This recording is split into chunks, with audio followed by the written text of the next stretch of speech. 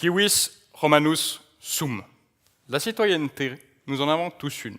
C'est exclusif, c'est important. Mais ça dépend pour qui et ce que cela implique.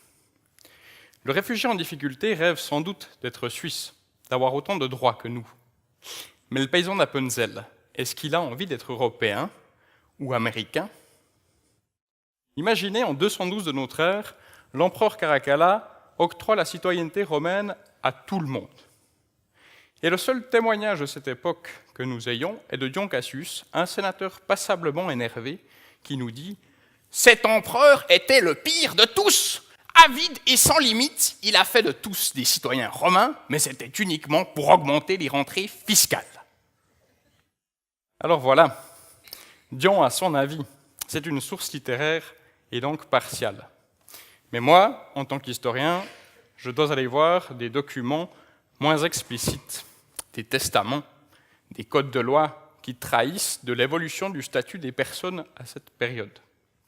Avec pour question, qu'est-ce que ça a changé? Était-ce une révolution totale? Alors, avec le carcan social et l'esclavage toujours en place, pas vraiment. A-t-on bradé un statut déjà démodé? Non plus. La citoyenneté romaine était encore un privilège enviable et protégé. Alors qu'est-ce que ça a changé? Mais je vais vous le dire. Imaginez, vous par exemple, paysan égyptien, vous pouviez vous arracher à votre désert en vous engageant dans la Légion romaine, par exemple. Ou bien vous, rhéteur grec, vous pouviez vous promettre à une brillante carrière au service de l'Empire.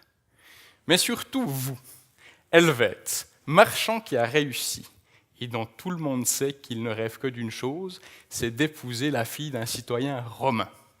Eh bien, c'est désormais possible. Et c'est nouveau. Parce que jusqu'à il y a peu, si vous l'aviez fait, eh bien, vos enfants ne seraient pas vraiment vos enfants. Ils n'auraient pas votre statut. Et si, à l'inverse, vous étiez citoyen romain et pas votre femme, même chose. Ils ne seraient pas citoyens romains.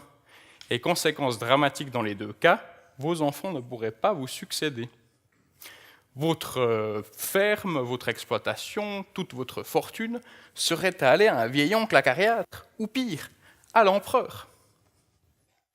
Alors voilà, c'est une des choses que je montre dans ma thèse, c'est qu'en 212 de notre ère, en plus de la citoyenneté romaine, on octroie en tout cas des droits qui nous parlent toujours.